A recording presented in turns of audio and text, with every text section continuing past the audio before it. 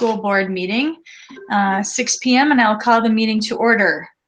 The first item on our agenda is to stand. Oh, no, roll call. I have to do that out loud. So, Mr. Bryant, are you here? Yes, here. Ms. Buck? Here. Mr. Derricks? Here. Ms. Ostendorf? Here. Ms. Tower? Here. Ms. Tift? Here. And chair is here. So all 7 board members are here along with Superintendent Karsten Anderson. If I could ask you to rise and say the Pledge of Allegiance with me. I pledge allegiance to the flag of the United States of America, to the republic for which it stands, one nation, under God, indivisible, with liberty and justice for all.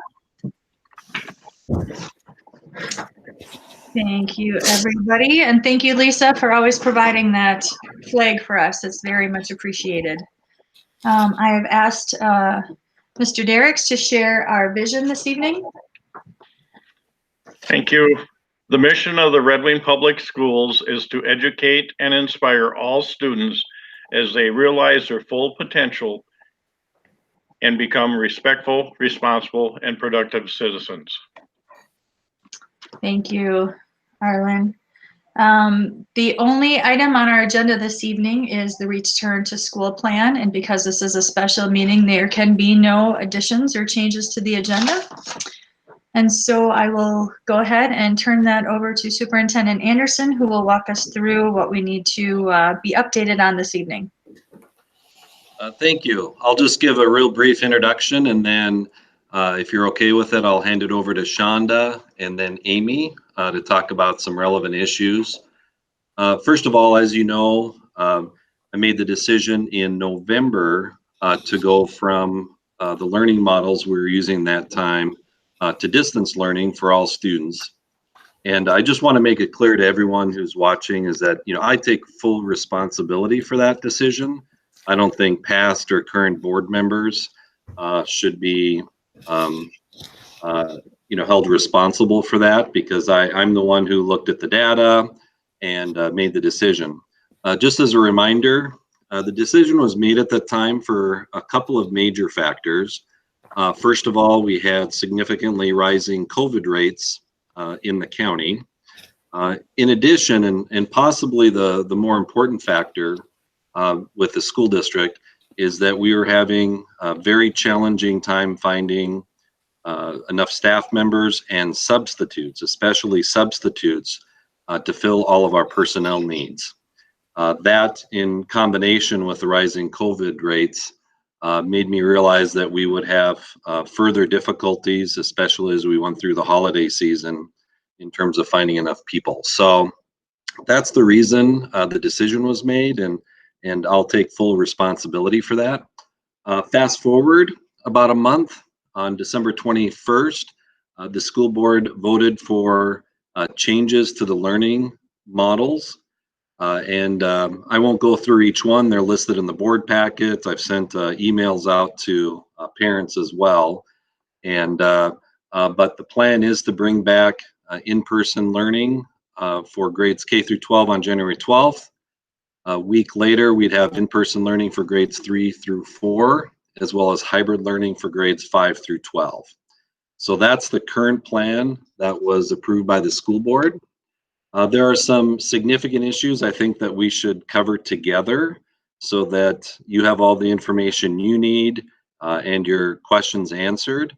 The first section has to do with safety protocols. Shonda Jorgensen, our district's health and safety consultant, will provide some information about a variety of safety related topics, and she'll be able to answer many of the questions that you might have in terms of our practices going back into in-person and or hybrid learning. So Shonda, you can take it from here. Hi, everyone. For those of you, I know a few faces, but I know there's new ones. My name is Shonda Jorgensen, and I'm the health and safety consultant for Red Wing Public Schools. I've actually been with the district since December of 2012. So I've been around quite a long time.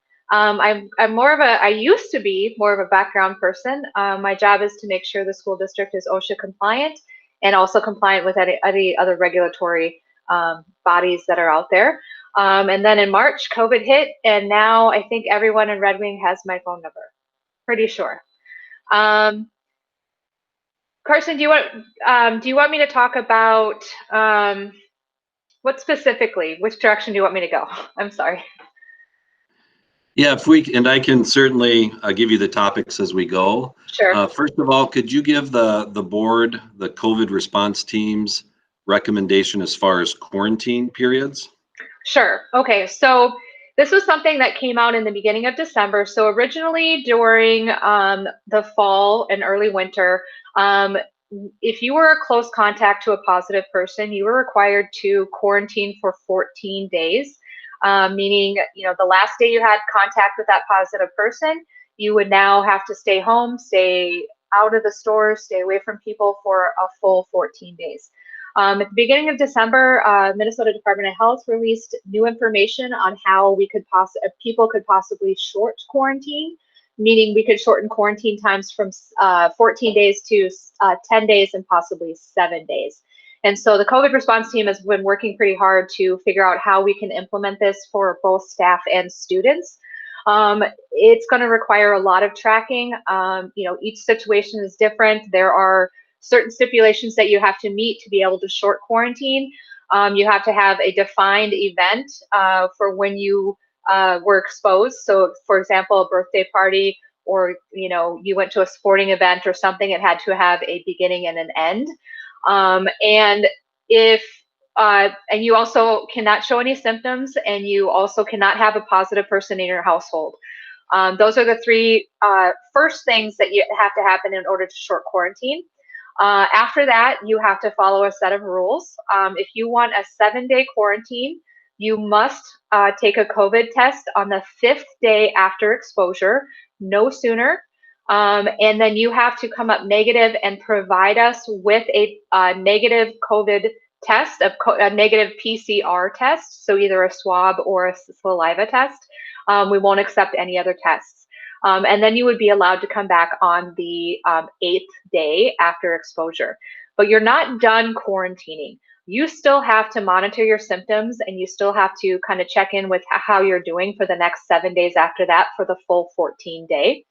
And if you have one little symptom, you have one runny nose, you wake up with a sore throat, you're automatically out again and you have to get tested. So there are a lot of rules that you have to follow. Also, in order to short quarantine, when you do come back, you must stay 6 feet from people. You cannot go up to a student and become close contact, not even for 5 minutes, not for 1 minute. You have to stay 6 feet from everyone, and you have to wear a mask at all times.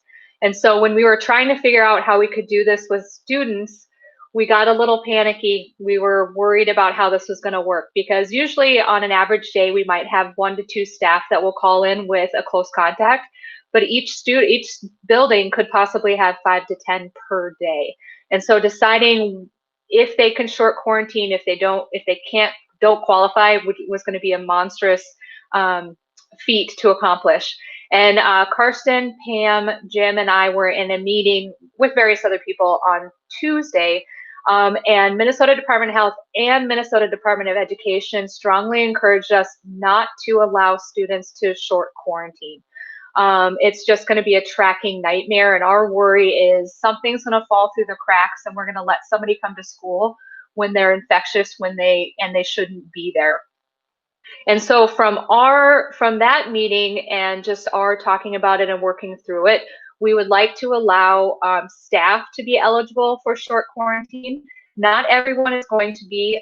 They have to contact the COVID response team, and we have to have a conversation, pretty lengthy one, about what happened, who are you with, what are you going to do, how is it going to work before we'll approve a short quarantine.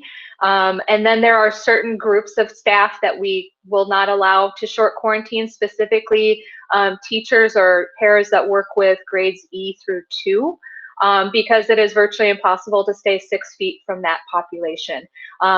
you know, you can go in the classroom and try as hard as you can, but the little ones just like to congregate and get close to you. And if you want short quarantine, you must stay 6 feet from people. And so working through that, we just kind of, you know, we like the idea of not giving it the students the opportunity to short quarantine. I know we might get pushback, but it's just we're introducing too much risk into the school.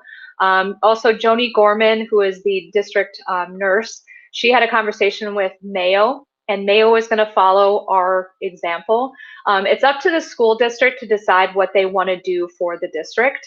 And so if Mayo were to say, oh no, you can quarantine for 7 days, we can tell them, no, we don't agree with that. You have to do 14. And so Mayo has agreed to say, okay, you know, we'll tell everyone they have to 14-day, and then it'll be up to you if they can shorten quarantine. And so that is a new thing that came out in the beginning of December. Any questions for Shonda about the quarantine questions? It's a lot of information, I know, sorry. Yeah, I'll tell you what, it made that whole consult earlier this week worth it. Yeah. Because we all felt better when, you know, we would keep students with the previous quarantine guidelines and only consider the staff under those circumstances. So that, I think, made all of us feel much better. It was one brick off our shoulders. I'm just imagining, you know, the building COVID teams, they've got a lot going on, and just adding this extra piece to it, I think it would end up falling apart, and we have to stay vigilant. I mean, we still have COVID, it's still around. We have to be as safe as possible, and I think this is the safest way to go. The next item, Shonda, has to do with masks and face shields for employees. I'll just give a brief introduction to this. There was varying guidance from the state with the Safe Learning Plan in terms of masks and face shields. So it's changed from one version on December 16th to the latest version on December 24th. The COVID response team did review the latest recommendations and does have a recommendation that they'd like to share with the board. Yeah, it was when the regulation first came out, we were just kind of like, how are we going to do this? Because what they wanted was the staff to wear a mask and face shield at all times. And the idea behind that was to give the teachers an extra barrier. Students who get sick aren't really getting that sick. It's actually the staff that are more in danger of catching COVID. They're the ones that are going to get sicker. And so, you know, their heart was in the right place, their idea was in the right place, but I don't know if you've ever put on a mask, put on a shield, and tried to have a conversation or try to project to a group of students for longer than 10 minutes. It's very taxing, it's very fatiguing. And so somehow they came down about a week later saying, their verbiage is, we highly recommend that you require. We've done a poll of at least all the Big 9 schools, and we're kind of in line with everybody else about how we will highly recommend that you wear both, but we're not going to require it. But we will put some guidelines out about when it's really should be necessary, or where it should, you know, you should be wearing it. Specifically, if let's say you gave your lesson and now you're kind of walking amongst the students to help them on an individual basis, that might be a good time to put that face shield on. You're going to be closer to the student, so you're not going to have to try to project your voice as much, and then that's going to give you the extra protection. Also, during small group activities, or really any time where it's hard to stay 6 feet from someone. You know, if you're going to be in close proximity of someone, keep it under 15 minutes, but if you add that face shield, that's just another barrier to protect you from potentially catching COVID. And so we'd like to put that verbiage out that says we highly recommend it, but we won't require it. And also the enforcing of it, we're just worried that, you know, someone's going to take it off because they need a break, and then someone comes along and says, oh, I saw so-and-so not wearing it. It's just, you know, it's going to get out of control, and the less stress we put on these teachers, the better. They're already tired. They're already, you know, overworked, and the more we add to it, it's just the worse it's going to get. So the idea was to give them an extra barrier, and we'll encourage them to wear them in certain situations for sure, but we're not going to require it all time, all day, every day.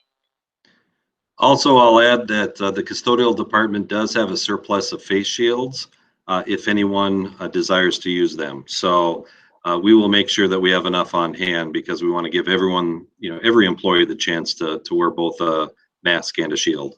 Yep, and we actually ordered new ones, and we're getting new, some more or a different style from the Southeast regional team that should be picked up hopefully beginning of next week. And what's going to happen is Alan is going to send an email out to everyone saying, hey, we have these two type of masks or these two types of face shields. Let us know which one you prefer and we'll send one over to you.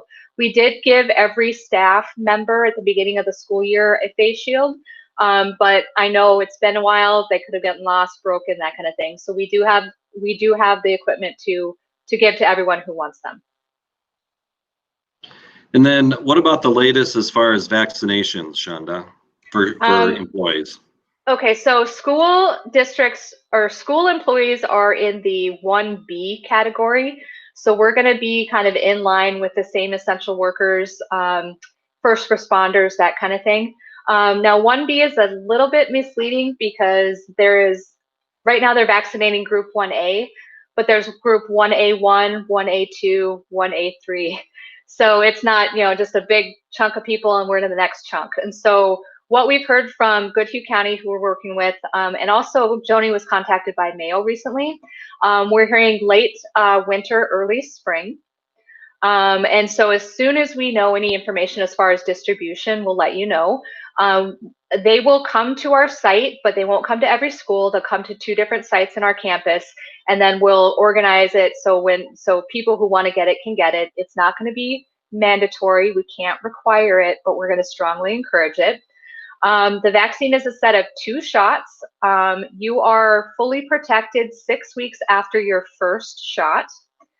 So that's good. But the thing about that is just because you have the vaccine doesn't mean you can't get COVID, that you can't spread it, and that you can't be a close contact or test positive. So even though you have the vaccine, you can't ditch the mask, you can't ditch social distancing, you still have to follow safety protocol. Especially if you do end up getting it and you don't know it, you could spread it to other people. You can be infectious. So, and the reason that we're saying that now is because the vaccine is so new, we don't know what's going to happen in the long term. So maybe in 6 months, this summer, we'll have a better idea of, okay, now the vaccine, we know for sure will protect these people and you won't be infectious. But that's the information that we have right now. One thing I forgot to include in the written documentation has to do with testing of staff members. Could you give us an update about that as well? Sure. And of course, this was dropped on us the day before Christmas Eve. And so we were scrambling to get it done. The Minnesota Department of Health wants every school district to offer testing to every school employee, not just people that work in the building, but bus drivers, contracted employees that work at school board members. Give them an opportunity to come in and get a saliva test every other week. We're going to start this on January 20th. And Joni and I right now are going to each school to kind of get their testing sites set up and kind of work on the flow and how the schedules are going to work. And so every Wednesday you'll be able to sign up and go in and take a saliva test. And then 48 hours after the laboratory receives that test, you will get emailed if you are positive or negative. And the idea with this is to try to catch those asymptomatic people that aren't showing symptoms. They're just going about their day and trying to get them so we can get them quarantined and hopefully stop the spread. We did a kind of a soft opening at River Bluff on this last Wednesday. Of their 116 employees that were eligible, they invited everyone within the county that's a Goodhue County Education District employee. They had 12 people that showed up. So partially that could be that they're not fully back yet. A lot of the schools are still distance learning, and so it was inconvenient for people to show up. But this is a completely voluntary process. It's not a requirement. You don't have to do it. If you do it 1 week, you're not required to do it the next week. If you don't do it the first week, doesn't mean you can't do it the next time. So we're not sure how it's going to work yet. The first setup in every school building, we're going to set it up as if everyone is going to get tested. And then from that, we'll see, okay, well, we got maybe 25% participation. So maybe the next testing, let's set up for 50% and just kind of gauge how it goes. And, you know, we'll see how it goes. I don't know how successful it's going to be. I hope really, you know, people are just afraid. They've never done it before. They don't know what to expect. And so maybe the brave ones will step up and take the test, and they'll go back to their coworkers and say, oh, it was easy. You know, you just do this, and you're done. And now you know you're negative, you know. The results will not be emailed to the district. It goes directly to the employee and the employee only. But we do require that if you do test positive, you have to contact the COVID team. Just like if you were to test positive from the Mayo Clinic or any other clinic, you cannot be in our building if you are positive. Also, you know, part of the testing is you have to answer a series of questions, and they'll ask if you have symptoms. Hopefully everyone in the building will say no, because if they have symptoms, they should be home. Don't come to school when you have symptoms just to test. So, you know, I think as we go along, it's just going to become part of the routine. And we hope for 100% participation, but it's not mandatory. So we just got to see kind of how it goes. Also, Shonda, one of the board members asked for information about safety protocols for employees, and we've already just covered a lot of those protocols. But again, off the top of your head, what other protocols are we implementing in the district that will help with students and employees? Sure. Well, one of the biggest protocols, and one of the protocols that we fought for, the administration worked hard on doing, is the 6-foot distance between every person in the building. Every school, every room, every cafeteria, break room, every room is set up so when you sit in a chair, you will be 6 feet from everyone. When we do contact tracing of a positive person, we go, okay, I was in the lunchroom with such and such and such a person. Well, were you sitting in the seats that were provided to you? Yes. Well, then we don't have to worry about contact tracing because we know they were 6 feet from each other. And we encourage everyone to stay that 6 feet. Situations are different. That's why we say, you know, were you within 6 feet of someone for more than 15 minutes? And so that's where teachers were, well, I can't get close to my kids. You can, but be very careful. Monitor your time. Think about how long you're there. So I think, honestly, that's one of the biggest ones. And it's stayed that way. It's going to stay that way when we come back. And it's really helped contribute to the, you know, minimal spread. I think we've had 1 case of spread in the district over a 5-month period. You know, and on top of masks, face shields, we just talked about our ventilation in the health and safety meeting today. The school follows the EPA's indoor air quality program they have for the last 20 years. And the EPA has said that if you are following that program, you have adequate ventilation to work with this virus. And Kevin expanded a little bit on it. We're doing more than we normally do, bringing more outside air in and more inside air out and circulating it more. I can't go into details. I'm not good at that, the technical stuff, but our ventilation is far above a lot of other places. You know, even if you go to the mall, it may not be, but schools in general are very safe. And if they follow this indoor air quality, we're good. It also helps with, you know, you always hear about, oh, what about the viral load per room? You know, if we're in this room for so long, do we have to leave so the viral load will lower? Well, because of that constant ventilation and the amount of ventilation we're sending through there, the viral load never gets to a point where it's going to be dangerous. And so if you're sitting in a classroom, you know, you have your mask on, you could be in there all day and there's not a chance of you catching it because the virus there's such a high viral load in the air. Also, every teacher has hand sanitizer in their room. They have, you know, regular disinfectant sanitizer that at the elementary schools they can use at any time they feel like it. If they're just like, oh, you know, I need to clean my room, they can. High school teachers, they clean their room between each class. They also clean high touch point areas. You know, custodians are doing a phenomenal job keeping these buildings clean. You know, this is truly a team effort.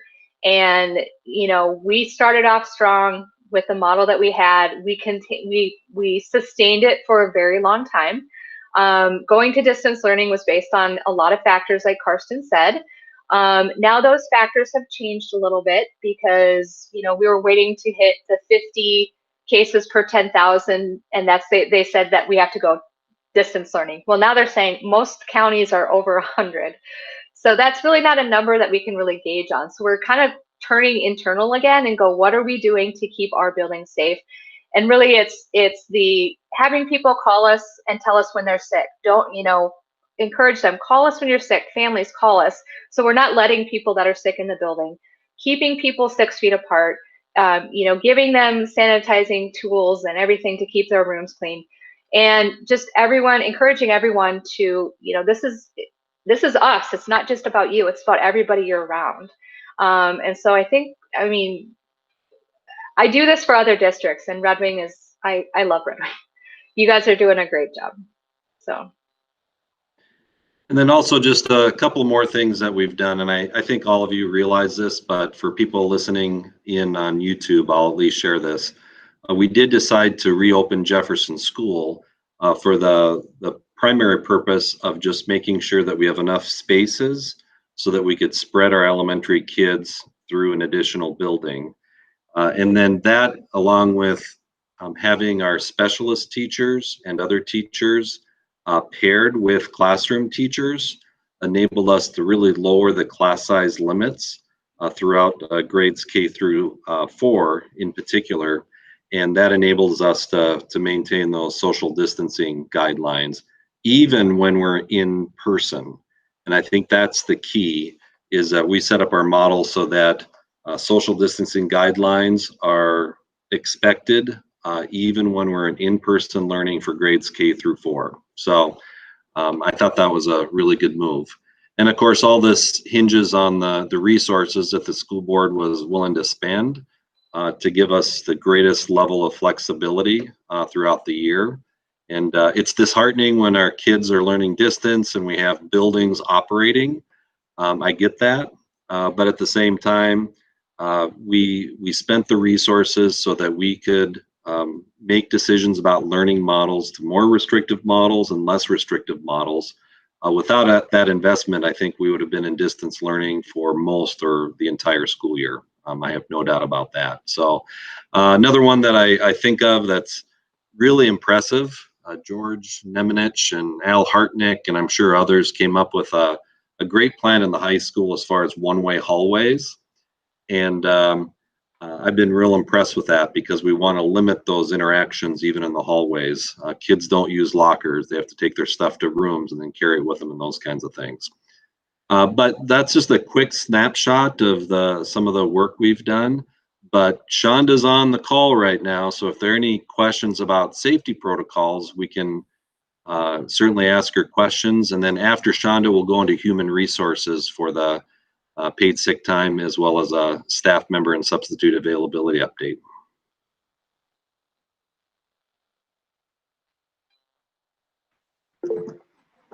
Go ahead, Anna. So you may have already gotten an email about this, but I was just hoping that we have had reports from, you know, some people that in the schools that the desks are closer than 6 feet or have been moved or things like that. So, you know, is that possible to do kind of a walkthrough again before kids go back into the building, just to make sure that they are where they're supposed to be? Yeah, for sure. Yeah, for sure. And I don't doubt desks have been moved. We set them all 6 feet when they came in. I'm sure they've inched around a bit. Yeah, we can do a walkthrough, and it would be just as easy as we can send our custodians around and just tell them, hey, take your 6 foot pole. I don't know, some of you might have seen me walking around with my 6 foot PVC pipe. You know, just go around and check all your rooms. And that's a simple thing to do. So for sure we can do that.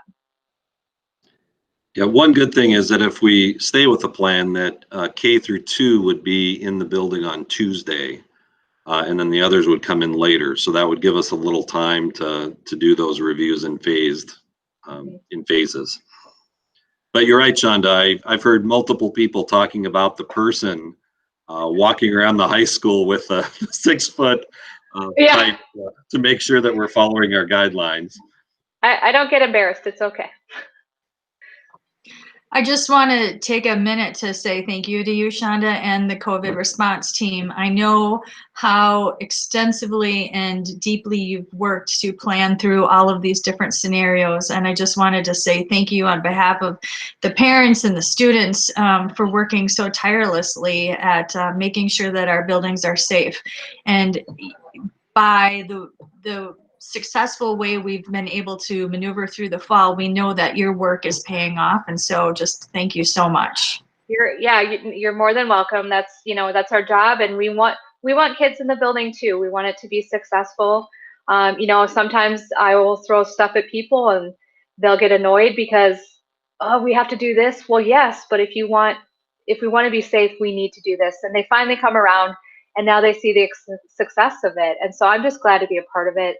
And I'm glad it's working. I'm glad that we're doing as well as we have, and hopefully from here on out, just as well from here on out. So I'll add that the other members of the COVID response team are Don Wettern, our Community Education and Recreation Director, as well as Joni Gorman, our licensed school nurse. And so those three are the COVID response team, which means they have responsibilities not only during the week, but they also rotate on the weekends to take calls from people so we can do our quarantine checking even on the weekends.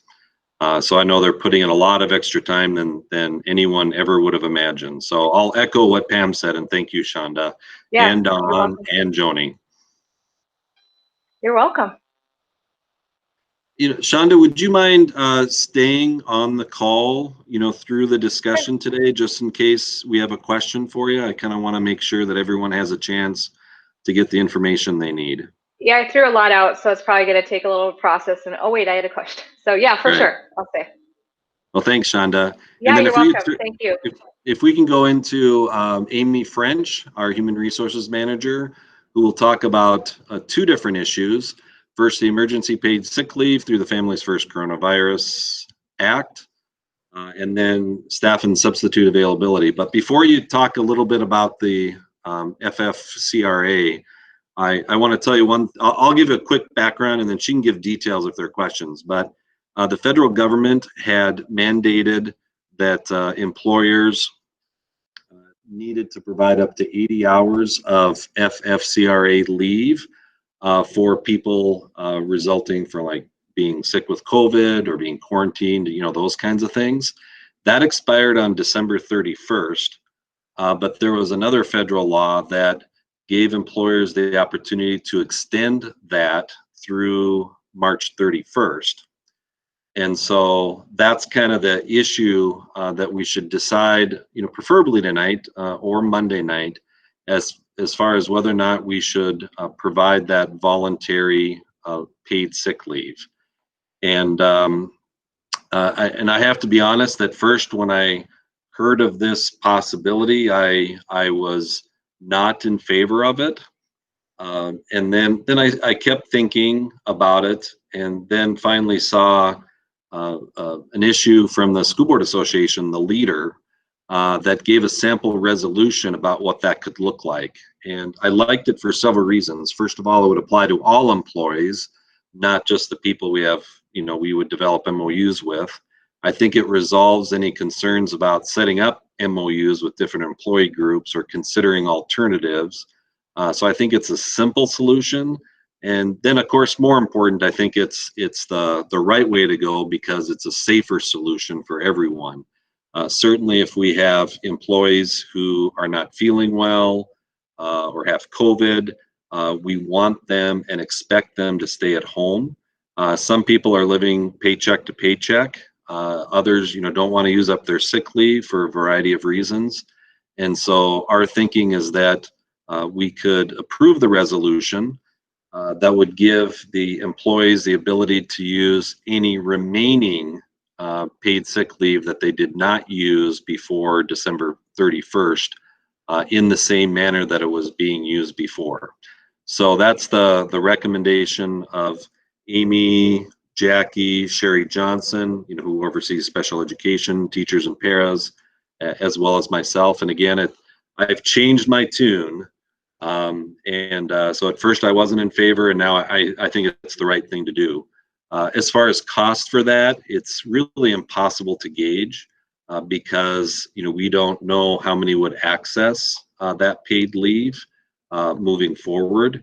Sometimes they have sick leave, or there are just so many variables in there. It's hard to say, but the short answer is that the cost would be their regular rate of pay during the time that they might miss.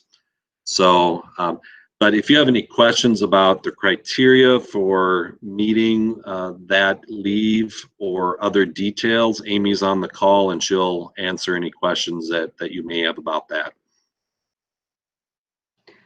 Karsten, you kind of stole my thunder. You said my spiel. So yeah, I'm happy to answer any questions. I do Sorry about believe that, Amy. That's fine. That's fine. I'm glad that you got it all in there, but I'm happy to answer any questions that anybody has about the FFCRA. Holly's in the queue. Thank you, Karsten. And yes, Amy, I would like you to paraphrase what Karsten just said so I can hear it from two different people and digest it that way. That's how I learn. So if you can paraphrase, and it's not a test, because I want to like wrap my head completely around it. So the Expanded Family Medical and Leave Act, which encompassed the FFCRA that rolled out in April, allowed, and it's not just, it's 80 hours or 10 days based over a 2-week period of time of your salary. So it's not a full 80 hours. And like if you work 35 hours a week, you don't get to use 35, and then 10, for instance. It's based on an 80-hour work week. So if you work 35, you're eligible for up to 35 per week of FFCRA leave. We have had quite a few people utilize that. It has prevented us from having to dip into the sub pool as much, which is also costly. The reasons why most people are taking it is to either care for a child who has been subject to quarantine. They themselves have been subject to quarantine, tested positive, awaiting a result. Those are the big reasons. And our concern is that if we have people, like Karsten said, return because they can't afford to be off work, we're just going to create a hardship for everybody. So I checked in with some of the other districts. I know Jackie did also. It's about half and half. Some still have not made the decision on what they're going to do. Some have chosen to allow people to use their unused sick leave that's still available. So for instance, you don't always have to use the 80 hours. It's not a one and done. You can use it intermittently or consecutively. So if somebody is only gone for 2 days or 5 days, then they still have a remaining bank of FFCRA leave to use, hours or days, depending on if you're exempt or non-exempt. Does that answer your question? What would make them exempt or non-exempt? What would the Non-exempt is an hourly employee, such as food service. Exempt is Karsten, salaried. So if you're an hourly employee, that's where the 10 days or 80 hours comes into for the FFCRA. Yeah, and again, it's just not me, it'd be anyone who's salaried. So it'd be teachers, principals, Right. directors, a variety of people. And Holly, just to clarify a little, when Amy says exempt and non-exempt, she's not talking about the FFCRA leave. She's talking just about job classifications. Thank you.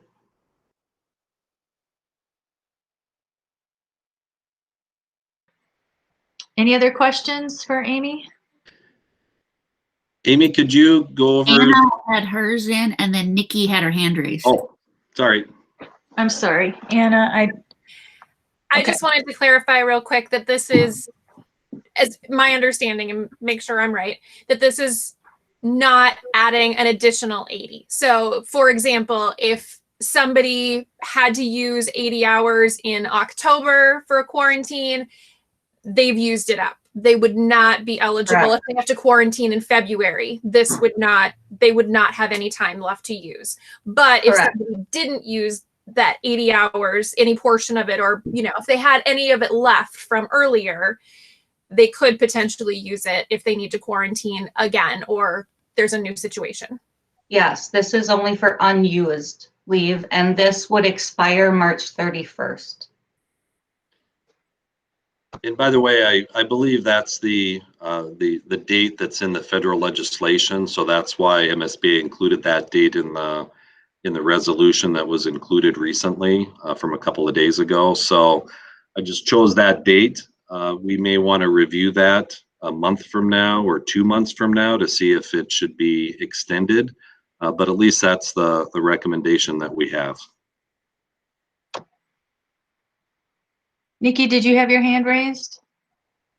Yes, Anna essentially asked my question and but my thing is okay, so what happens to those teachers who it was the one shot, they use the 80, what happens to them if like their family gets it or if they get it again and they have to quarantine again? They're just. Well, there are options. We do have, the teachers have a sick leave bank. That's an option if you've used up all of your sick leave. Teachers do have most of them have sick leave available to some extent, but we have ways, we can work through a leave situation, and it would probably be very specific to their situation, depending on how many days they would need, if we can accommodate them to work remote. It's a little hard to speak to just in a general case. I think in that case, it would be very case specific. And that all sounds really nice and all, but I think some of our staffing has heard a lot of talk and not any action on their behalf.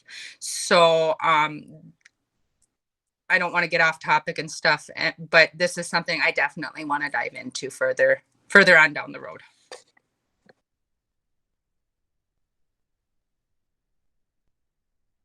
Any other questions for Amy? All right, back to you, Kirsten. Well, thank you, Amy. Appreciate your work on these HR issues during a challenging time.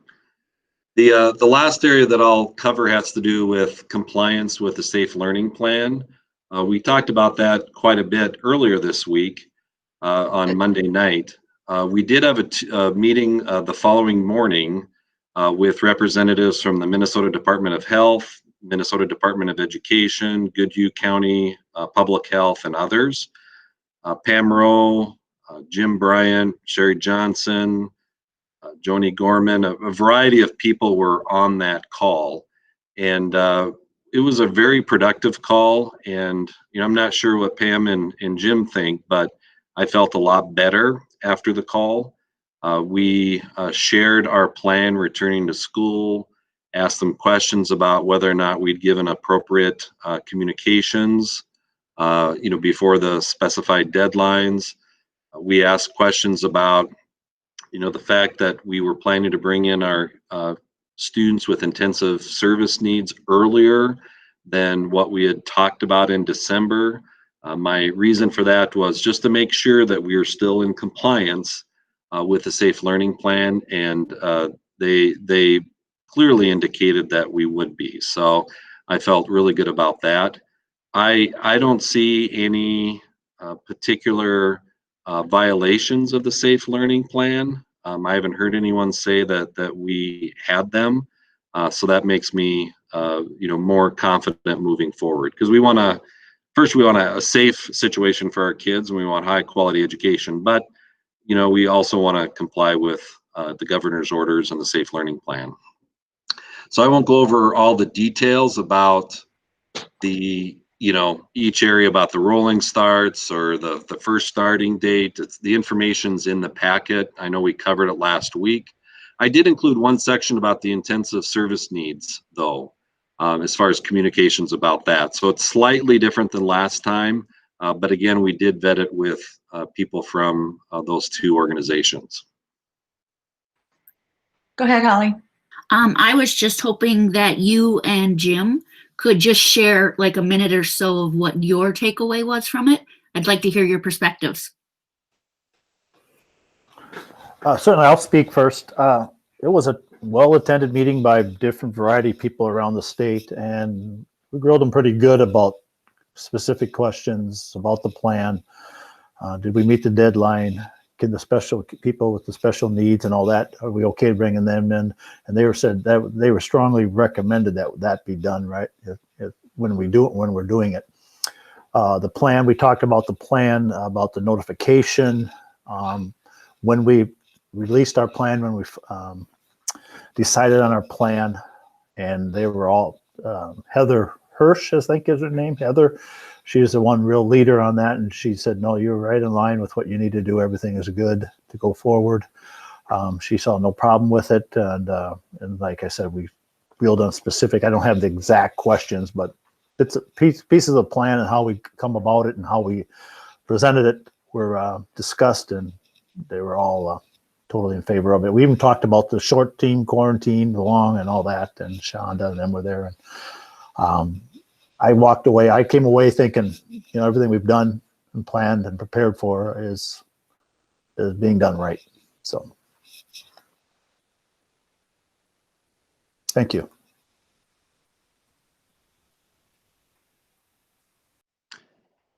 Really, that's all I have as far as a presentation.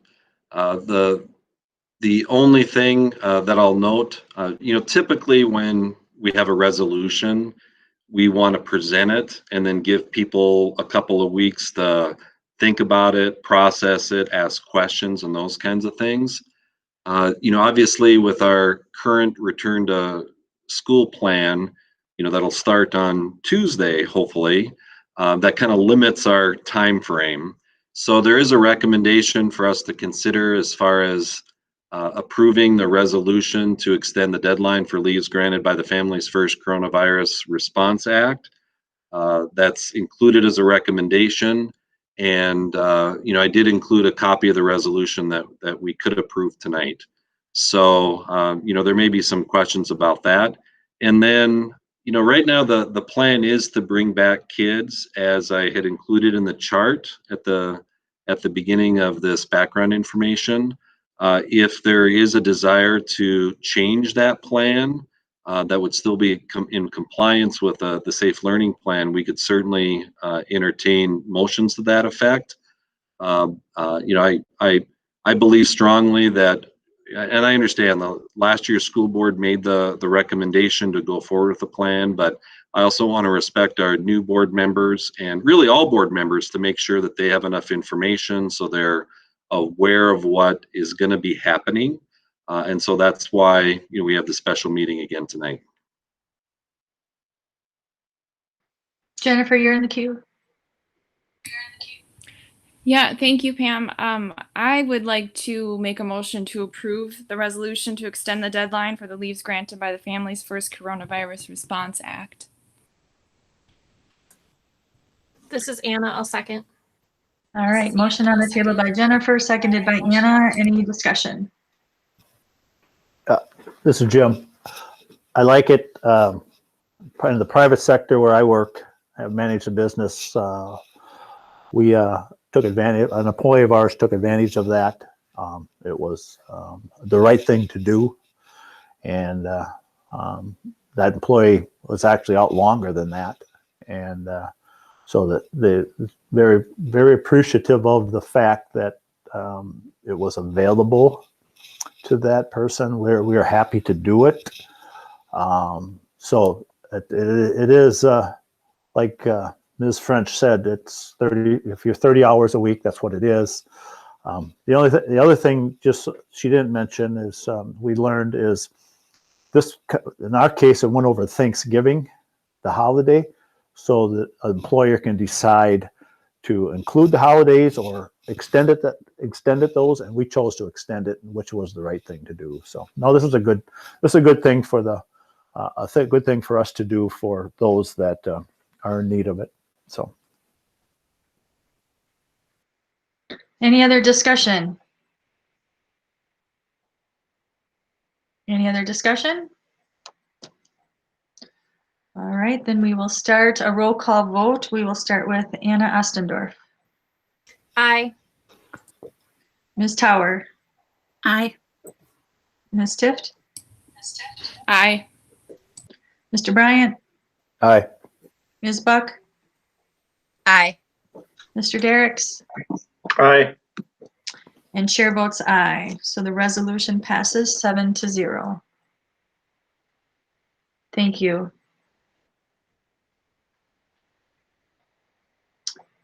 All right.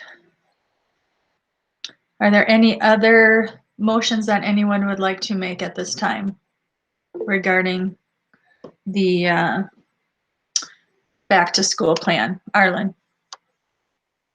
Yeah, I'm trying to recall the exact wording of the motion that was made on December 21st.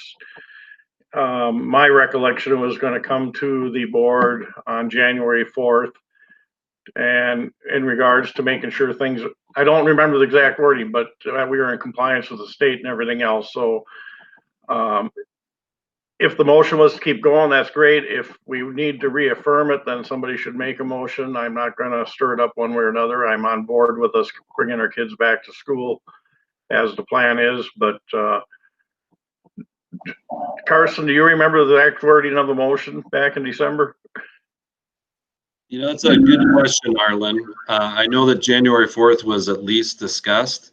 Lisa, do you have a rough draft of the minutes from the 21st? Yes, I was just pulling them up. Would you like me to share them? That'd be great. All right, one moment, please. Now, I believe these will be a draft copy of the minutes. We just had some communication issues because, you know, we wanted to have Heidi take a look at them first. So that's why they weren't approved in early January. I believe it was to approve the plan that you presented, whatever your wording was.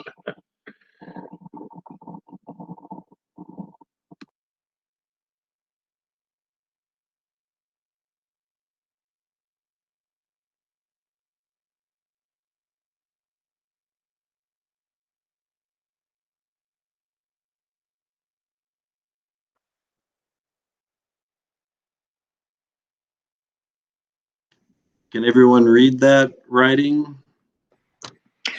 It says this, the motion by Derek, seconded by Fair, to approve the following plans subject to confirmation of compliance with the governor's orders. Implementation transition plan to return to school, including option 1 for the timeline if staff and substitute availability is adequate. On January 4th, 2021, we are in compliance with the governor's orders. And then it says what the dates there. January 12th for in-person hybrid for intensive service needs and in-person for grades K through 2. And on the 19th, we start in-person for Cobble on Fridays, in-person for grades 3 and 4, and hybrid for grades 5 through 12.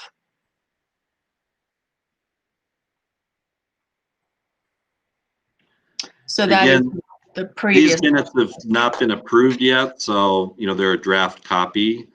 And there was kind of a complicated discussion because we had the option, and then we were talking about a lot of different things, including students with intensive service needs. And so, you know, this is Heidi's version of those minutes.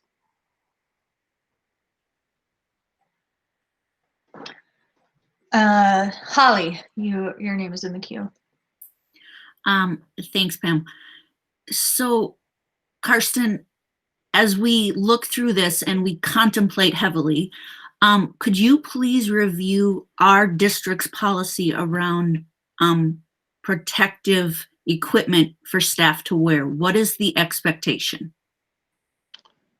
Sure. I did include 2 documents as extras Yeah. with the board meeting. One would be the policy on I can't remember the title, but it talks about policy for face coverings, and that would be for students and staff members.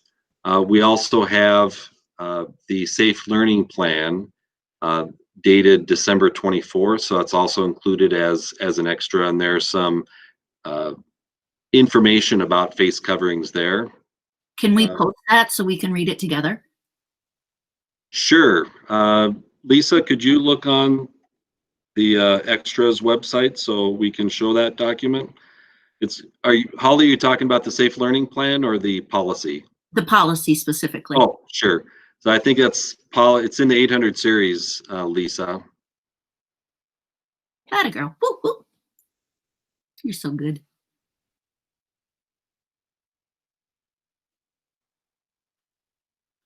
Can you blow it up for my little 48-year-old eyes? Thank you. Holly, do you want that read out loud, or do you want this just to be on here for reference for people who are watching? I would really appreciate if we could read out loud what the expectation is for staff in regards to wearing masks or a face shield, so that we're all on the same page today about what is involved. I think it's further down. And then Shonda's also still on the call, so we might want to invite her in as well, just in case there's some questions. And I need to step out just for a minute and then I'll be back, but you can get started.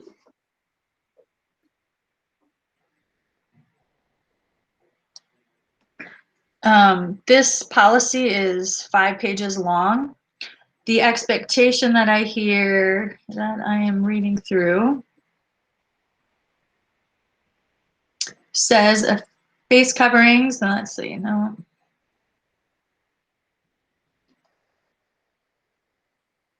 It talks about what the definition of a face covering is.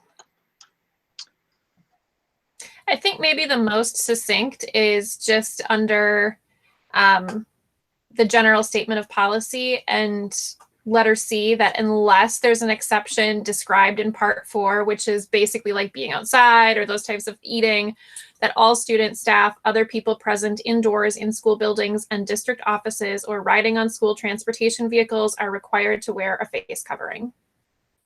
And then of course there's those definitions of what constitutes a face covering. Thank you, Anna.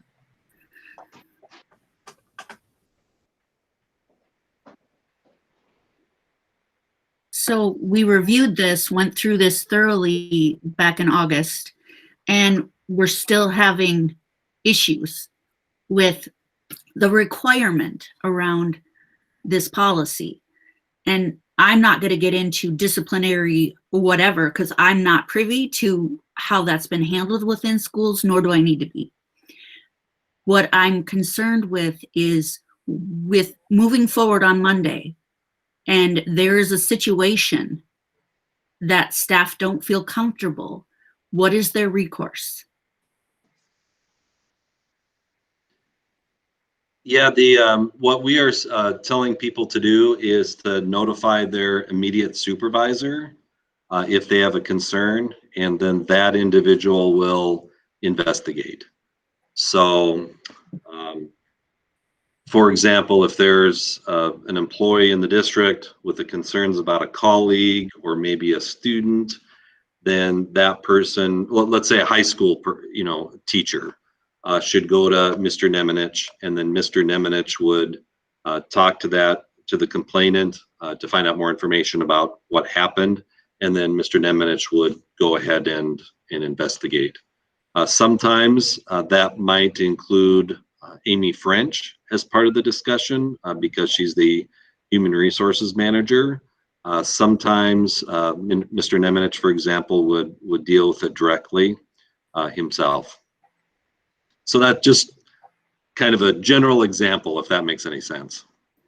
It makes complete sense. And I just want to reaffirm that for everybody moving forward, not the board per se. But if the calls come to us or if the emails come to us, this still isn't happening. What are we to do then moving forward in lieu of calling the principal ourselves, which we're not supposed to do, right? Yeah, obviously this is an important issue, so It's it huge. has to be resolved. And the first step is to encourage the person to go directly to the principal or the building leader or department leader. So for example, if it's a custodian, an evening custodian, let's say, then Alan Gaylor would be the one who would take that lead. So it really depends on who the concern is about. But the best thing to do is to have that person go directly to the supervisor. If the person feels that nothing is happening at that level, then I think it's time to come to me as the supervisor of the supervisor, and then I would have someone investigate it from there. I just have one follow-up question with this, and I agree with you, Karsten. Is it at all something that districts are looking at to have people provide a doctor's note in the event that they cannot physically wear a mask? Thank you. Mm-hmm. Thank you for bringing that up. That is very important because there are some students and staff members who may have, I'm not sure if the official term would be an accommodation, right. But there may be a valid reason why they cannot wear a face mask or a face shield. And it's truly on a case-by-case basis. And that's one reason why a supervisor needs to be involved as soon as possible, because a supervisor would be able to determine if there are some exceptions for a particular student or staff member. And then, that might be the investigation. We have to be very careful about sharing particular information about students or staff. And so, we're careful about that, but, the building leader or the department leader would be the one who would know that information. Okay, yeah, thank you. Yeah, I just want to then end my part here.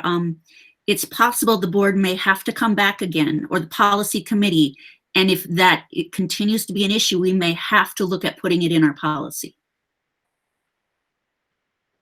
So I just want to preface us for that, because we are going to be wearing masks.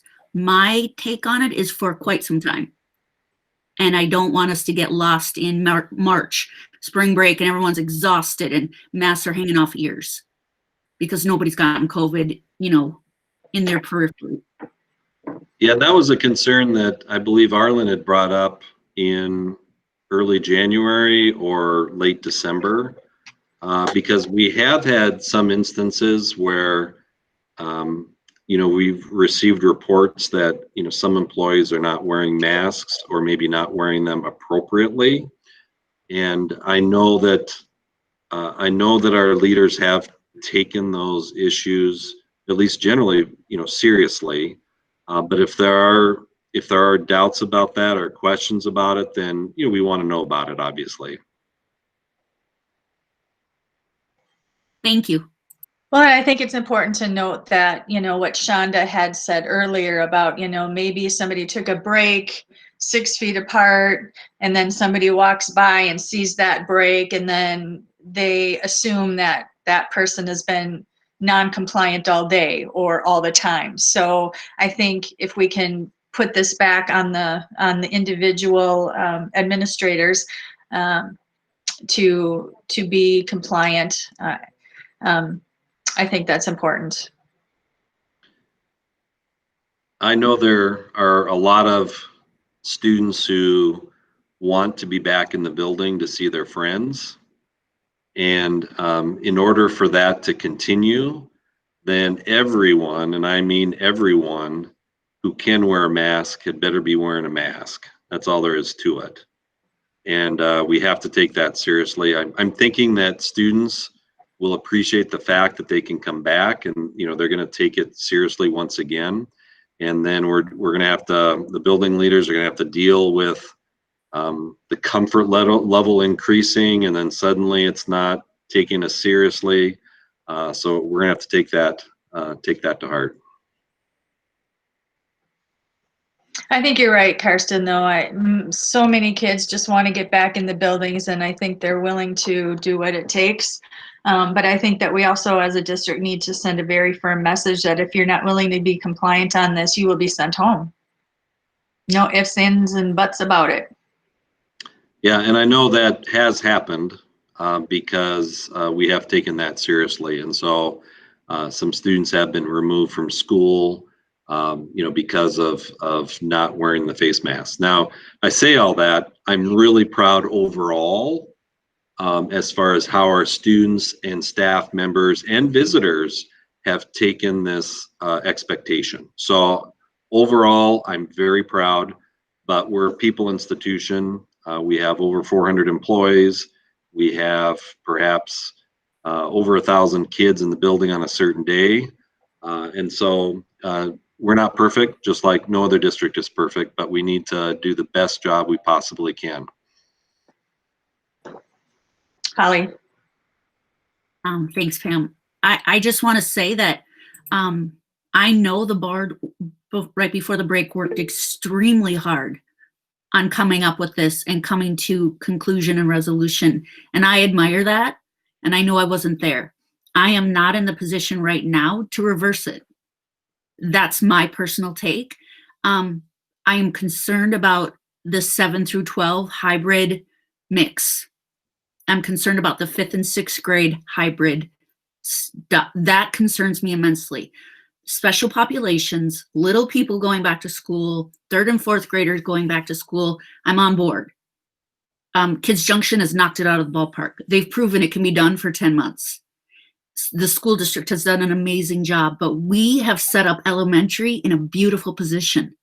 We have not set up high school as beautiful as we have the elementary, and that has posed a ton of problems.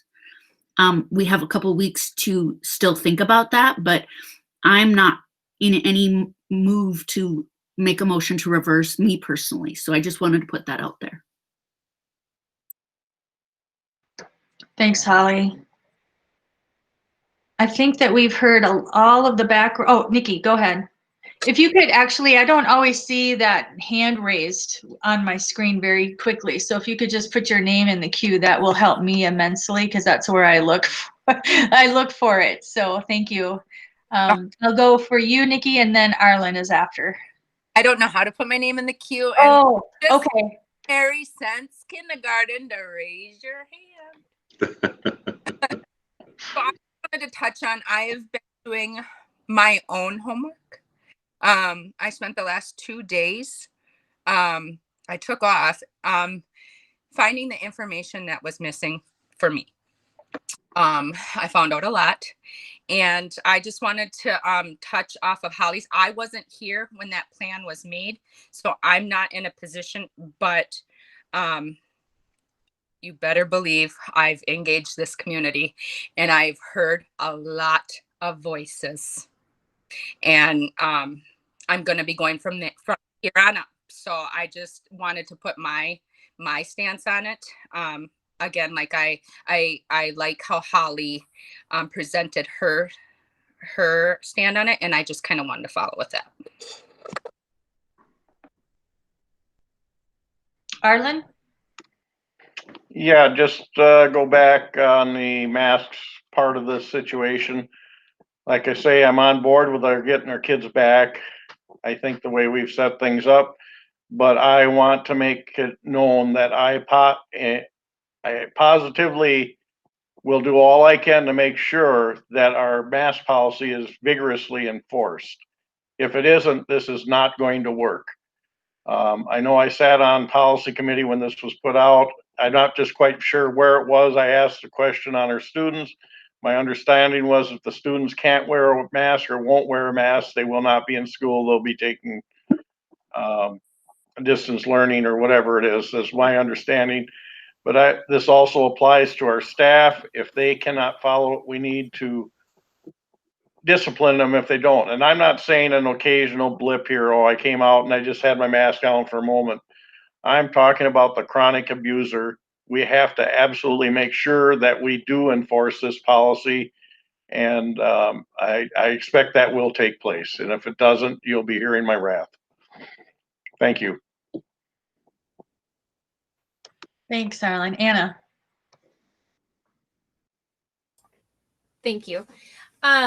So I just have a couple of questions, kind of as a result of some of the concerns that we've heard, especially from the teachers, you know, and from other community members. So, you know, right now our county COVID rate is higher than it was even expected to be today, like what the projected number. We're higher than even that, which has gone up a little bit since last week. I was really, you know, hoping to see that it was continuing that downward trend, which it isn't. And that number is above that 50 threshold. And I know with the governor's plan for school, that the younger kids don't necessarily have to follow that original threshold that they had come out with, you know, in the fall. But I'm just curious what, Karsten, what your feeling would be, like, what would make us go back into distance only? Because before it had kind of been like, oh, if we get above that 50, we're going to distance. Now, if we're going back and we're already above 50, what's the next threshold? And I know that there's more that comes into play than just those numbers. But I think that's a question that people have, and rightly so. And then, you know, and I apologize if I just haven't seen this come out from the district, but I'm wondering what information we have been communicating to parents about whether or not they've traveled over the break. You know, we're hearing from teachers whose students are talking about how they went to Florida and went to lots of different places. Can we, I mean, I know we can't say you have to quarantine for that 2 weeks, but, you know, I mean, is that like a reasonable expectation that parents, if you took your kids, you know, to go visit 10 states away, you better make sure that you've quarantined when you come back, or that you know that you're not bringing, you know, extra back to school with you. Yeah, and if I miss one of your questions, Anna, feel free to circle back. Really, the you know, we continue to monitor those county rates each week, well, 1 to 2 times a week. So on Thursdays, of course, we get the information from the state that would show the actual rate. Just a reminder that the information that was given today is really for 2-week periods 2 weeks ago. So it's always a lagging indicator, you know, so we want to be clear about that. For example, the rate today would not include any increases because of holiday travel or holiday get-togethers, just because of how that works. And, you know, one thing that I think is important to note, the state came up with these rates in probably June. And this is not a criticism of MDE, MDH, or the governor or anyone, but they truly were arbitrary.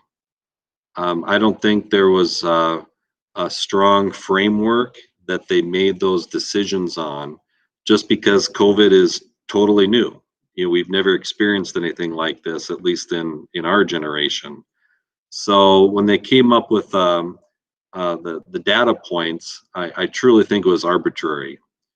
They could have given us lower data or a lower framework or a larger one, and it'd still be arbitrary. At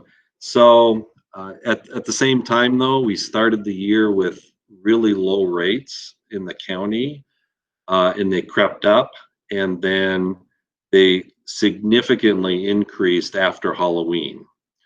And that's when it was pretty alarming to me, not just the actual rate, but how quickly they were increasing. So that was a big factor, you know, when I decided to move the whole district into distance learning.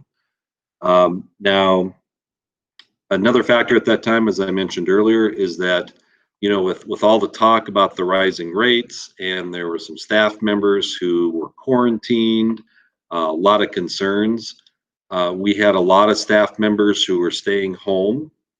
And we also had a real challenge bringing in people to serve as substitutes because there was a lot of things that were unknown, a lot of concerns expressed about the rising rates, and we just were not able to fill those positions.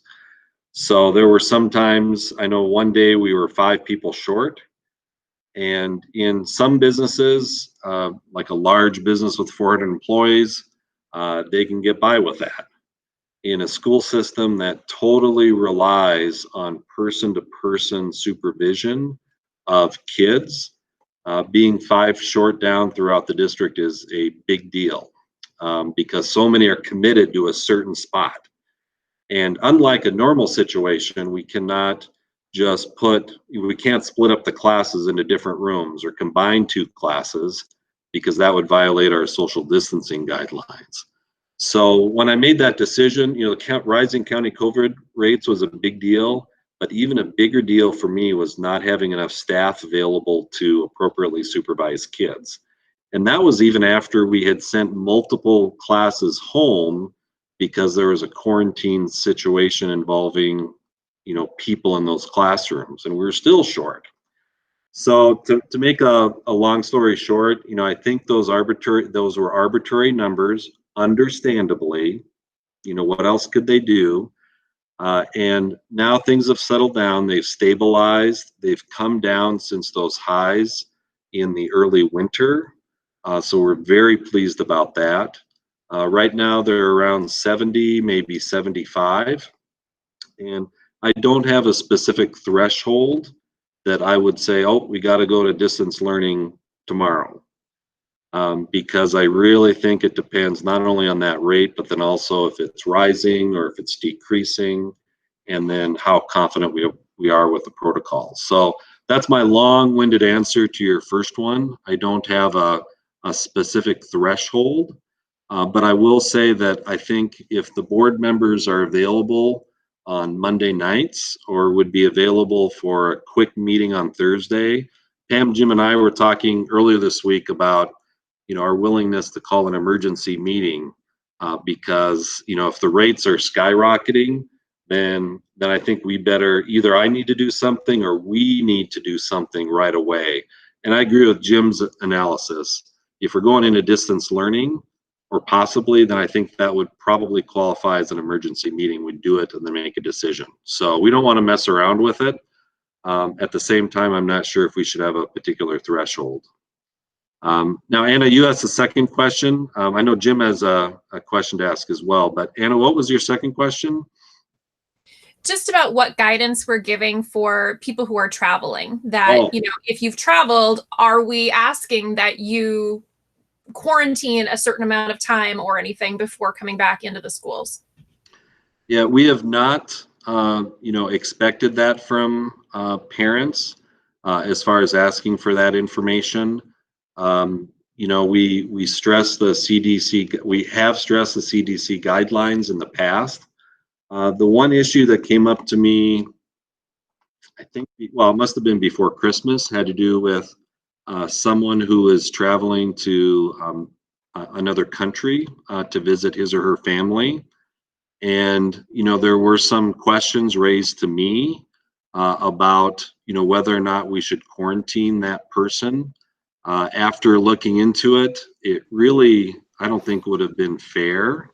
In fact, I think it could have been discriminatory because a place in Mexico might be safer, or in another country might be safer than across the river in Wisconsin. Might be safer than me going to a friend's house, in the basement, which I haven't been doing, but, it really, there's so many places where this could be contracted that I'm not sure if traveling is necessarily the one thing we should be asking about.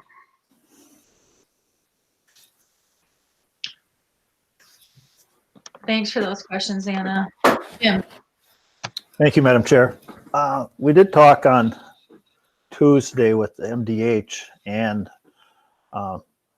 Holly or Anna or somebody brought up the numbers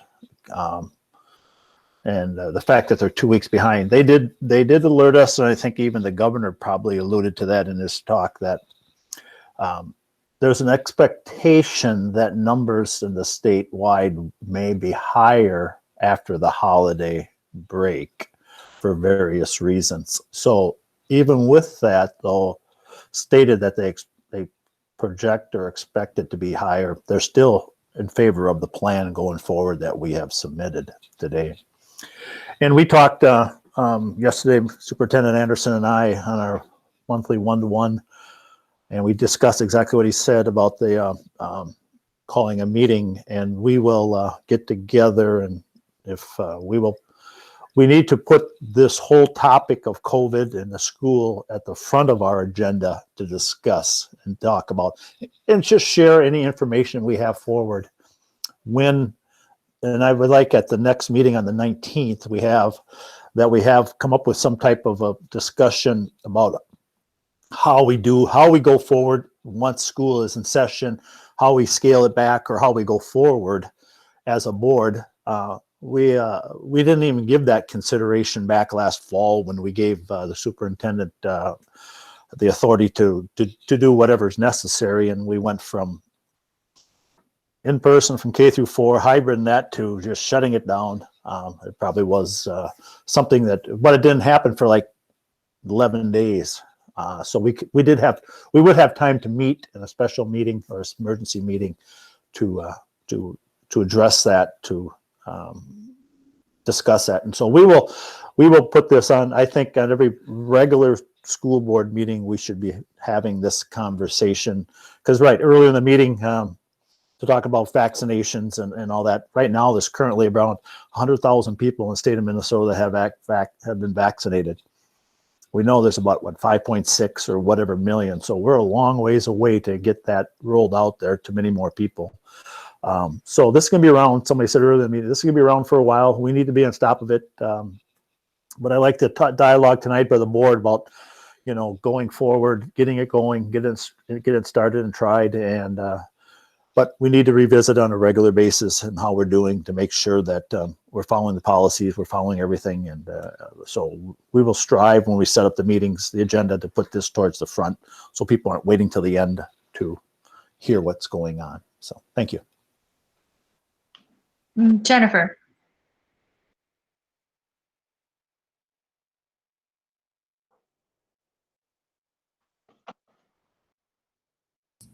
Sorry, I think Anna was first.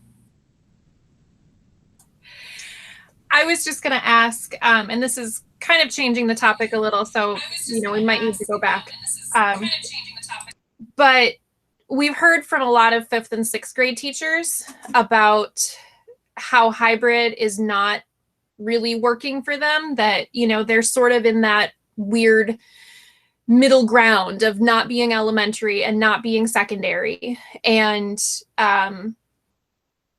because of that, those individual teachers have so many more classes that they are prepping, so many different classes, and trying to do that when they're in the hybrid model, the expectation is that they're teaching simultaneously, both online and in person. And what we've heard from, a lot of those teachers is that it isn't working, that for them, they feel like distance has actually been more effective for their students than the hybrid model. So I know I don't expect that this is something that we, have a resolution for tonight, but that's something that I would really like to see is, some brainstorming with the administration to figure out what we can do about that. Whether it's that if we need, is it that there needs to be more staffing so there can be a teacher who is specifically distance only, or, I don't know what the solutions necessarily are. And it's fortunately not my job to come up with them, but that, I think that the teachers are pretty vocal in saying that this is not working very well for those grade levels. Yeah, I'm glad you asked that, Anna, because some administrators did meet with the 5th and 6th grade teachers. I don't know if it was today or yesterday, But Chris Palmatier gave me a call to kind of brief me or summarize the meeting for me. But before I go into that, I think there are concerns about hybrid for grades 5 through 12, not just 5th and 6th grade. Obviously, 5th and 6th graders are younger, and as you said, they have to teach all subjects, almost every day, and so I think it's more complicated for 5th and 6th graders. But we've heard from teachers in the high school as well that it's very challenging. And some or many would prefer distance only learning because they only have one mode of teaching and learning instead of 3. Because as we talked about last time, there are kids in the classroom on a given day. There are some who are not in the classroom, but they are later in the week. And then we have some who are online only. So it's 3 modes in a typical hybrid situation for grades 5 through 12. Very complicated and probably exhausting for many of those teachers. Now, Chris and I think it was Kayla Bell, maybe another administrator or 2 as well, I can't remember, but they did meet with the group. There were several who really want to stay in distance learning, but it wasn't unanimous. There are, some others who were, very quiet during the meeting, and at least one, maybe more, voiced that they really want kids back in hybrid or in person. One thing that the admin team is doing next week with the planning day on Monday is to work with that group to talk about ways that the hybrid learning model could change to make it better for students and teachers. So we're hoping to give that a try to see if that would alleviate some of the concerns and some of the issues. I'm not saying it's going to take care of all of it, but hopefully it'll make it a little bit better because I think that's really important as well. Oh, and the other part of that training is to go over some of the Wonders curriculum implementation. And we think that if we can provide more of that work for our elementary teachers, the easier it will be to implement this new curriculum. Wonders is being implemented for the first time this year. Out of all the years to implement a comprehensive curriculum, we picked the first full year of COVID, which I know is challenging. And then also we have some teachers who have never taught that kind of curriculum before because they're in paired teaching situations, and that makes it even more challenging. Although I've heard that they're doing an excellent job because, that's what they, the curriculum they have is what they teach. They don't have past ideas, they don't have past lessons, they aren't, changing up the curriculum. And I know we have a really high quality curriculum that was purchased. So, but anyway, yeah, we are aware of the concerns of 5th and 6th grade teachers. We want to work with them to see if we can make some adjustments and then take it to another level. Thank you. Jennifer and then Nikki.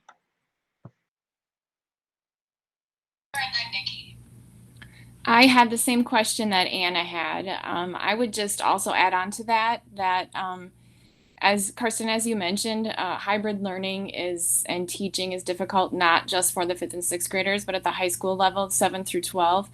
And I'm just wondering if similar conversations could happen at the high school that is happening with the 5th and 6th grade teachers and administrators. We've heard from some of those teachers, and there's just a lot going on in those classrooms when there's hybrid learning happening, and it's not fair to the students. It's not equitable learning, and I think we can do better in figuring out a way to improve that education for our students, and the teachers really want to do that. They want to be in the building, they want to be helping the kids, they know that this is where they need to be, but they want to have a voice in making some of those decisions, and they have some really good ideas. So I just hope that they will have the opportunity to meet with administrators to discuss that as well. Yeah, no doubt about that. I know that Mr. Nemenich has been working with other administrators there and some teachers as well. In fact, we have a meeting, I think tomorrow morning, to go over some of his thinking. I don't know all the details about it yet, but I know he's been looking at some of that as well. Nikki and then Holly. I agree with what Anna and Jennifer had said. With the three of us being new to this, we sure have our work cut out with catching up. And speaking of, I took off work for the last 2 days because this hasn't sat right with me since our last meeting. I've talked to over 60 community members, different diversities. And I will say that me reaching out to the Hispanic community was the first time ever that anybody has reached out to them. And also, you know,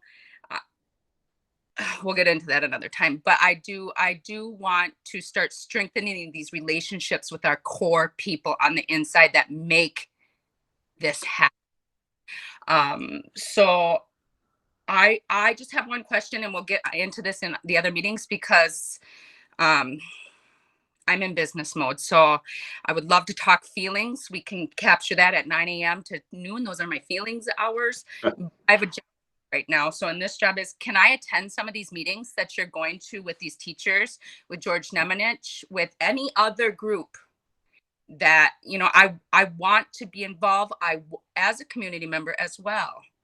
Because I do have a strength, community engagement. So I just want to know, is that allowed that me or any other board member can attend some of these meetings that are going to be happening with the staff? Typically, Nikki, we really focus on the people who need to know the information immediately. So for example, meetings with 5th and 6th grade teachers would be with those teachers, as well as their direct supervisors and the director of teaching and learning, for example. I think as soon as we open the door to school board members or others, I think that complicates the dynamics. Even if everyone is well-intentioned, I think it may not be the best solution. However, there are other ways that are even more impactful, such as, well, you and I had a conversation earlier this week, and you just kind of mentioned it as well, in terms of reaching out or working with different groups of parents. I think that is probably the best way to be involved, because then you can hear sometimes from students and sometimes from parents and staff members and administrators about what's happening. And I think that might be the most powerful way, especially for our people of color and other groups of kids. So I think that would be the best way to be involved. Okay, can I just touch on that though? Okay, so then we need to start having action, because from what I've gathered, that our staff has not been heard at all. It's like they're getting mowed over. So I just want to make sure that they're being heard and action is being taken. Okay. Yeah, and again, if staff members are feeling like they're being ignored at a building level, please send them to me. We can meet with them. But one thing I've noticed, and this isn't Nikki Buck, it isn't any particular board member, but we have a lot of talk behind the scenes, and too often the immediate supervisors are left out of the discussion. And it's just really important for them to reach out to their supervisors to be part of it. And I know firsthand of examples of how those conversations have made a difference. So, I just think it's important, all of us, and this includes me and board members, is to get our staff members talking directly with their supervisors. I think that's the first step in all of this. At the same time, all of us need to be heard. Our classroom paraprofessionals, special ed paras, teachers, custodians, everyone needs to have a voice at the table. And, we need to make sure that's happening and that we take those things seriously. Well, I would just reiterate what Nikki said. I think it's really important. Jennifer and Annabelle said it too, that we definitely include our teachers in the conversations. They're on the front lines. We need to make sure that they are comfortable and that they're getting the support that they need. This is an unprecedented time, and my heart just swells with I don't know what the right word is, but I'm very concerned, and I want to make sure that our workplace is a place where people feel heard, that their input is valued, and that their concerns and joys are heard and celebrated or addressed. So we want to make sure that in this time, especially, that we're even more vigilant in making sure that our staff are heard. So thank you for bringing that up, Nikki. And then Holly, you're in the queue. I just want to thank Jennifer and Anna and Nikki a lot right now for just bringing in all of the really good questions. And I know that people are listening and they're really appreciating it. So thank you three for bringing it to the table again. Now my question is for Shonda. I was thinking about the masks, and this is just really quick. Does just a face shield count as a mask, or do teachers need to actually wear a mask and then the face shield is optional? They have to wear a mask. That is required. There are a few that have accommodations where they can't wear a mask, and we have had conversations with them, but you have to wear a mask. The face shield is the optional part. Okay, that's good to know, because in our policy, it's still written from August, where we weren't quite as sure. It said neck gaiters, it said face shield. So I just want us to be really clear moving forward. A mask, are we saying the three-tiered, three-ply mask, or are we saying you could take a sock out of your drawer, make a mask, and move forward? Like, no, yeah, it should be at least a two-ply or a two-layered cloth, or the manufactured paper masks they sell are fine. I've seen some people that just have like a thin kind of knit gaiter that they pull over their face. Those are not. okay. I mean, they protect you a little bit, but not really. We provided masks at the beginning of the year. It should be similar to something like that. I don't see a lot of people violating, what they're wearing is working. I've seen a lot of good and creative masks as well, pretty ones, and so there's a lot of variety out there they can wear. But as far as when we're saying wearing a mask and shield, for sure the shield will be just an extra layer, an extra barrier to protect yourself. Thank you.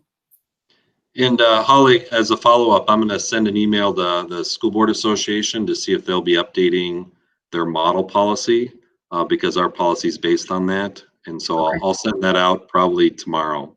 Sounds good. Thank you. Thank you. Anna.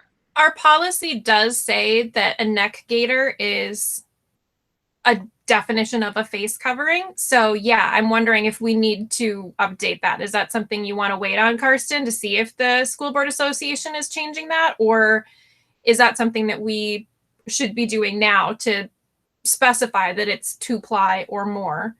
Because that is currently in the definition.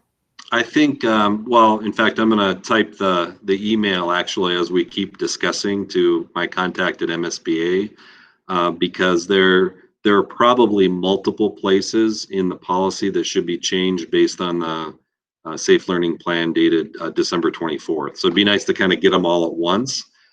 Unfortunately, in the meantime, that means there could be confusing messages, but it'd be nice just to get them all at once. And I know they'll be on it, but I'm going to find out when we're going to get that. We have had a very comprehensive conversation this evening. So where do we go from here? It sounds like I've heard from a few that we want to keep on with the plan as presented from December 21st. Does somebody want to make a motion formally? I don't think we need any motion. No, I don't think so either. I think we heard loud and clear that we're ready to go forward, and we're going to review it on a regular basis to see how it's going. So I'm willing to go forward with what I Yeah. heard tonight with everybody else. And I think that's what we heard. And I want to applaud Nikki publicly here for speaking up about reaching out to those 60 people into that group that had never been heard from before. I want to thank you for that. And I'll be happy to meet with them too, or share some information how to make what's the best place to start with by contacting somebody there. I'd like to hear their concerns as well. So thank you very much. Jim, can I just step in real quick and tell you? Sure. They added their Facebook page, and they said that they would add any board member to their Facebook page, just to keep in contact with that Hispanic community.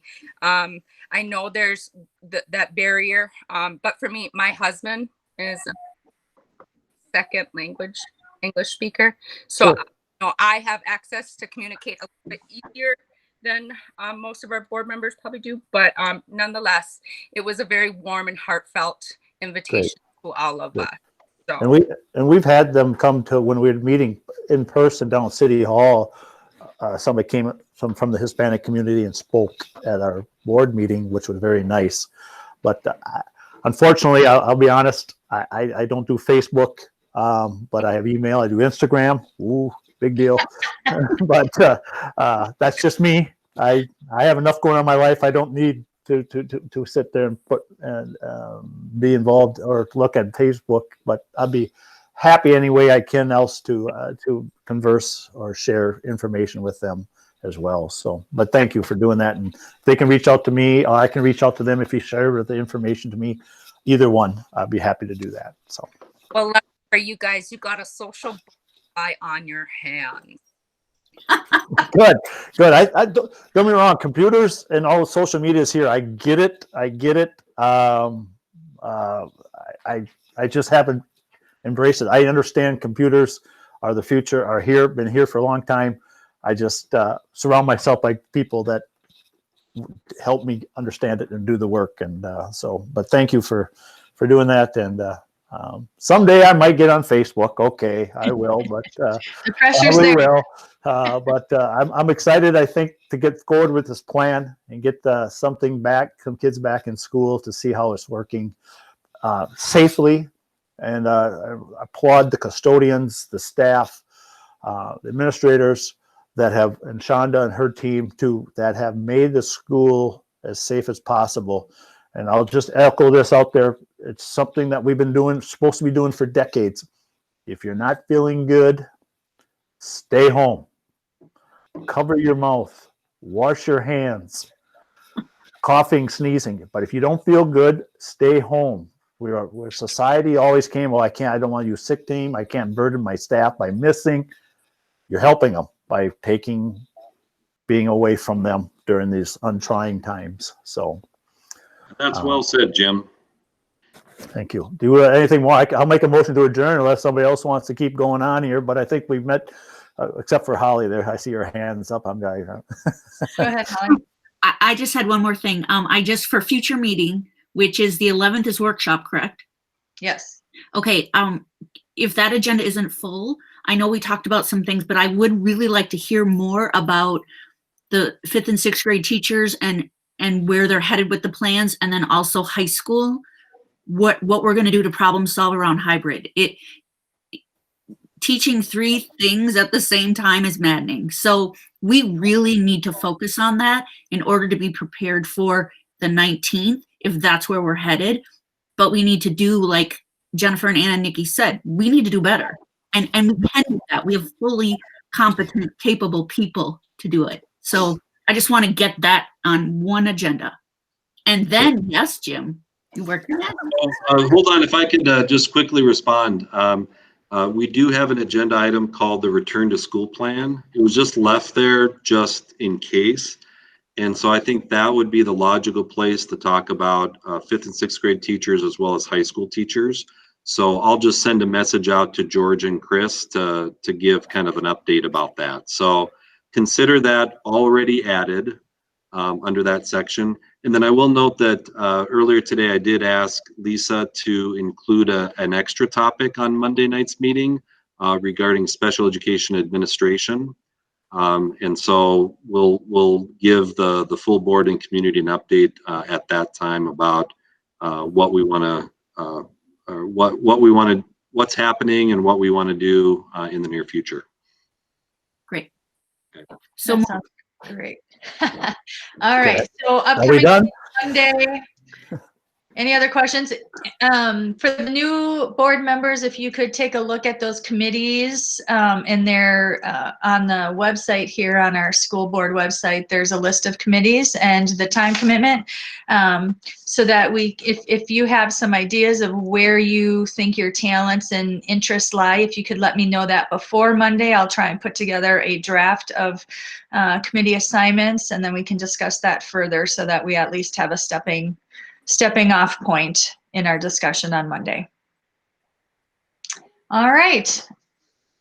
I don't have anything else. It looks like we're at the end of our agenda, so I need a motion to adjourn. Madam Chair, Jim Yes. makes a motion to adjourn this meeting. Second? Anyone? Nikki Buck, seconds. Thank you. We'll take a roll call vote. Holly Tower, aye. Jennifer Tift,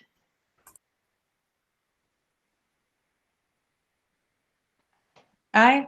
I Jim Bryant, Aye. Nikki Buck, Aye. Arlen Derricks, Aye.